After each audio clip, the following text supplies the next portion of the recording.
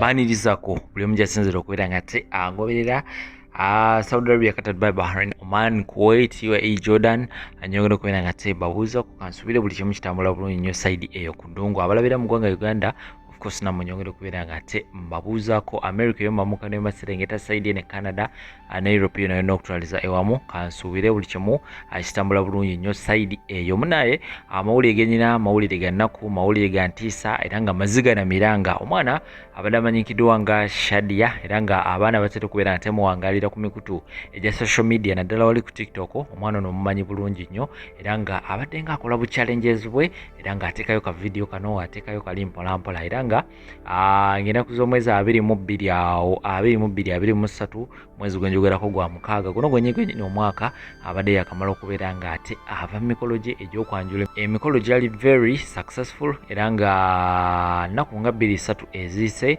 yasobola okubeera nga ate agenda mu ddwaliro wali nga obimanyi omukyala yenna mukama yamugerekera nti alina okuyita mu lutalo lw'okuzaala. Munaye nabwekito Shadia yagenda mu ddwaliro okubeera nga ate azaala omwana we naye ebyembi amawulire agavaayo Shadia teyasobola okubeera nga ate avaayo nga mulamu wamu n'omwana we tekinaba kubeera takitegereka ensonga ki eyamuviirako okubeera nga ate afa. Naye nga omwana ono nga tenaba kubeera nga ate agenda mu ddwaliro abadde nga apostinga ebintu bye munaye ku TikTok awo era nga kino kibeere kyakuyiga eri omwana yenna oba abaana bonna abawangaalira ku TikTok. Munaye social media zino kubeerako abantu bangi nnyo akwagala n'atakwagala, abantu bangi nnyo abalabi baffe abamu bajjirana mu fake accounts oli najja nabeera nga ate akulaba akulemera kulaba muntu commentinga kulayikinga kukola ki naye nga ekyamazima mbega azze kubeera nga ate atwala obulamu bwo. So tufiiriddwa abaana bangi nnyo mu ngeri bweti, abaana bangi nnyo bazze nga bateekayo ebifaananyi byabwe nga naatera okubeera nga ate azaala naatera okubeera nga ate asumuluka ng'afunye olubuto n'abeera nga ateteekayo ebintu bino. Omulabe wo nno ajja kubeerawo akwetegereze okuva nga wakafuna olubuto mpaka ku myezi 9 akulindire wali ng'onootera okubeera nga ate ozaala era nga kino tukirabyeko. Tufiiriddwa nnyo abaana bangi nnyo era nga nze nga mbakuleetera omu ku omu kati ngenda okubeera nate nkukolera ngenda kubeera nate nkuteerawo omwana ono omukolo gwe atasobola kubeera nga ate ogulaba ngenda kubeera nate nkuteerawo awo mulabe Shadia ki gwe njogerako. Naye akaana kabadde kalabika bulungi nnyo, akaana kabadde kaisiramu, akaana kabadde ka ddiini munaye naye nga bw'omanyi Mukama Katonda yagaba era yajjawo. So ngenda kubeera nate bino byonna mbikuteerawo awo. Kakati gwe wena nkuba kyeyo ompuliriza bulungi nnyo omaze okubeera nga ate oyita mu haso ey'ekika ekya waggulu, omusana gukwokyeza, enkuba ekkubye, empewo ekuyiseemu, Omwarabu oluusi akumye n'emmere. Lwaki tokkiriza nobeera nga ate weeteekamu ka special treatment weekwate bannaffe aba Habibu Airport Pickup bajja kubeera ate abakukima bulungi nnyo ku kisaawe n'okubeera nga ate bakutuusa byonna byonna gye wandyagadde okubeera nga ate bakutuusa era nga nkugambye balina ziri emmotoka ez'omulembe beera nga ate obeekwata ku namba y'essimu 0702449995 ngambe nti noti 7 noti 244 emyenda giri 3 then gattako 5 bajja kubeera nga ate abakukima obutereevu ku kisaawe mu ngeri ya VIP mu ngeri ya luxury bajja kubeera ate bakutuusa gye wandyagadde okubeera nga ate otuuka ng'oli seefu bulungi nnyo naawe weeyagalireko mu kasente ko ku bbeeyi no layisi ate naawe ng'opulaninga okubeera nga ate otambula ogenda ku kisaawe of course beera nga ate obeekwata bajja kubeera nga ate bakutambuza kutuusaayo ku kisaawe buli kimu kijja kubeera nte kitambula bulungi nnyo malidaadi sana ate balina n'ekintu kye batandise abakukolera surprise gwe wena ng'olina ebintu byewandyagadde okubeera nga ate obaako omuntu ogw'obiweereza bajja kubeera nga ate babikuvugira okuva ku wonna wayinza okubeera nga ate obibasanza n'okubeera nga ate babikutuusizaayo eyo gye wandyagadde okubeera nga ate bituuka. Inna lillahi, ono omuwala si ye yafumbirwa wano mu January.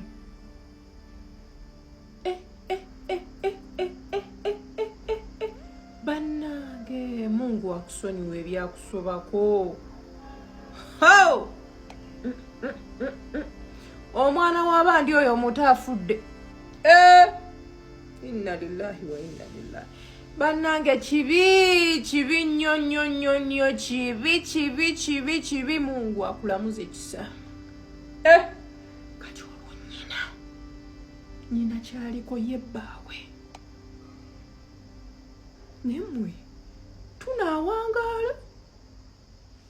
Kakati n'oyo Shadia nno ye mashallah Mungu yali yamusaasira nga yeebikirira asaala eswala 5 olufa ab'endobo. Emundu egenda kuseka, kibooka egenda kunyooka. Baddiya ngenda kusoma ya Saluna, nsome Kurani nebikkirire.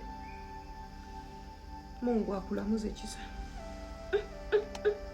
Ono omwana w'abangi ng'afudde muto ate kabadde ka teacher. Ate bantu mwe mwogere, njagala mwogere bye tutegeera. Abamu muli mu kugamba yafudde small labor pain, abalala mpulira babuuzwa baby ali safe. Ambagamba pneumonia, mutubulire ebituufu. Nze njagala nakumala gye baziika kuba njagala kujja. Bambi akagole kange neteekako, oh my God, you look so amazing, ne kanziramu mu kaboksi. Subhanallah. Mama. Some confusion yeyo.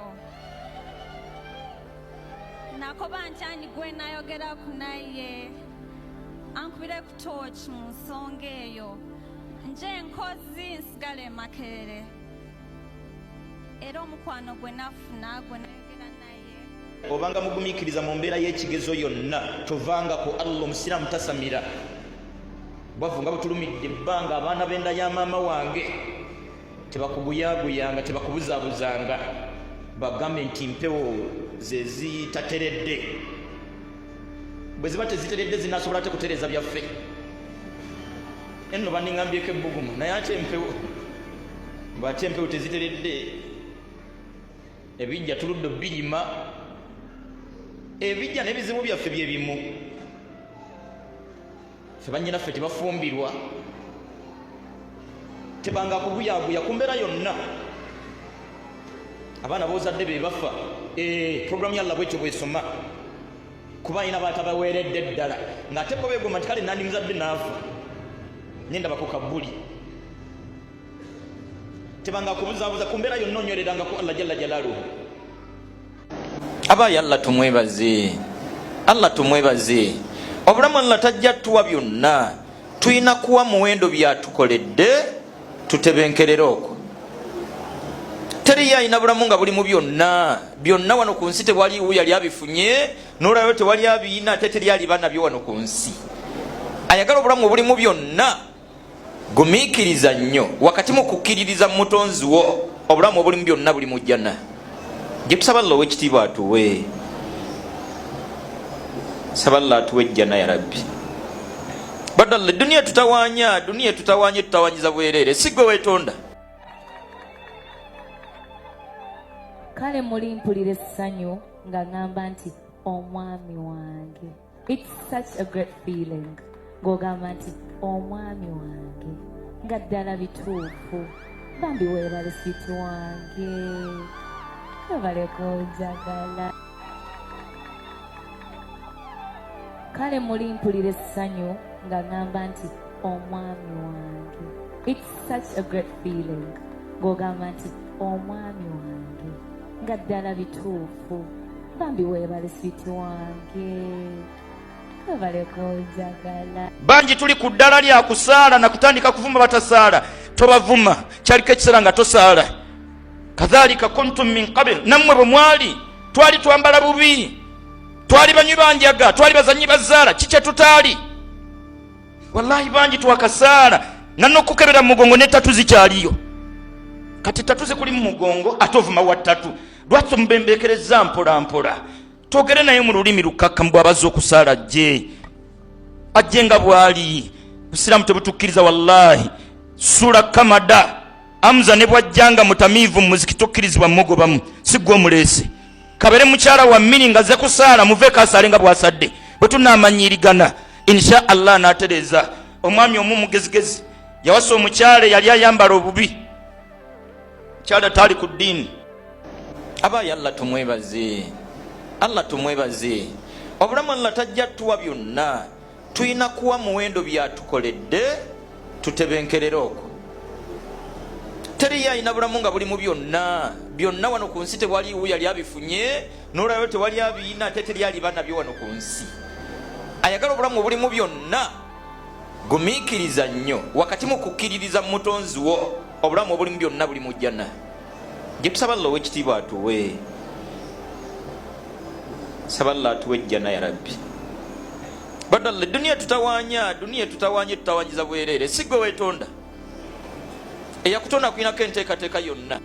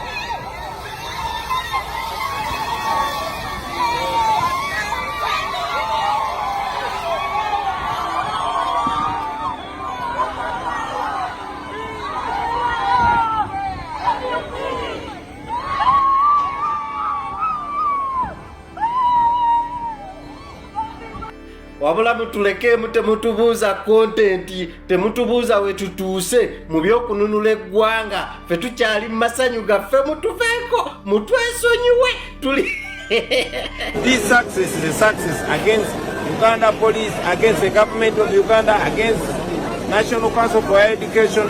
They investigated to the depth to find any technicality to fail me from graduating. So this, in my view, is the most investigated academic qualification in the country. But here I am, I'm a lawyer. Kati chikewa ngamba.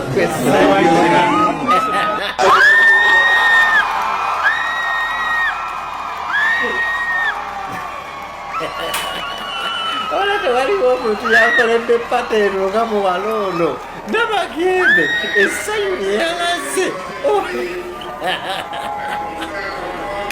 yayimisizza omukolo omwana ono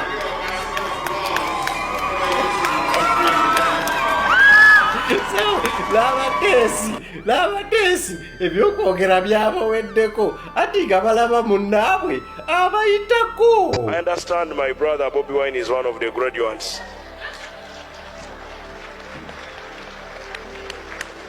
Allow me in a special way congratulate Honorable Robert Kyagulanyi. Singa baali basobola okuggala essomero bandirigadde okukakasa ng'oyo taguladiweetinga mu mateeka abadde abatawaanya tagalinaako nnyo idea kakati ku luno nno guladiwaati mulamba mufodde muwedde mukyakiwulira amaffe tugamba kimuyiza excellensi congratulations mwana wa taata congratulations kitaffe omanyi yegwe kitaffe mu struggle yegwe kitaffe mu Uganda empya yegwe ssuubi lyaffe era ate buli lukyo oyongera okutukakasa nti ebyaddala ogwanidde n'abaatugamba nga mbu tuli bayagabuyaga kakati babeera ba witness. Mr. Honorable Kyagulanyi Ssentamu Bobby Wine, I also take the opportunity to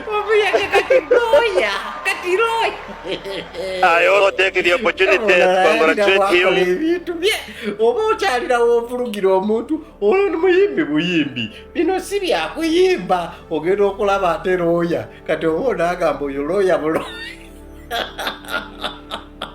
kati ezaako kiroya buloya ababa tadde mmwe mundeke ekyali eno mpa masanyu kati neyagale mundeke omwana omwo baboyi bange bangi muntaddeko ejjeno omwana abeeramu musabba gw'omu ku baagala okukwata okusiba mwana kisima nnyo mwebale kundowoozaako n'okumpeereza obubaka ng'obwo obumu nga bunsaasira obumu nga bukola ki bangi muntaddeko boyi beerako twalabye ticca ng'ayogera ku nsonga bwetyo naye njagala kubajjukiza bannayuganda mwenna njagala mumanye taano nze nayingira mu kintu kino nkimanyi kuba nkimanyi teriyo omuntu yenkana ggwanga lino nze senkana Uganda ate era teri yasobola gyegezaamu kuba bw'otunuulira Uganda eno emyaka gyonna ebaddewo yakamala emyaka 2024 ffe abaliko essaawa zino ndowooza bw'onoonyereza ennyo omukulu alabika ali myaka nga kale tumuwa 12 kati abaaliwo nga batandika okubala emyaka baliwa njagala mumanye nti nze najja mu kino ekintu baboyi nga buli kimu nkimanyi nti gwe nnwanyisa yalina amakomera ate ye kabaka mu kuliyetingako abantu emisango so bye najjamu mbimanyi kyenjagala okubamalirayo baboyi tosobola kulwanyisa Museveni nga ate otya obusibe kuba ekkomera bwe bumu ku bubonerezo obwangu kuba tulabyeko nebasse kati tetusobola kuzikiza olw'okuba nti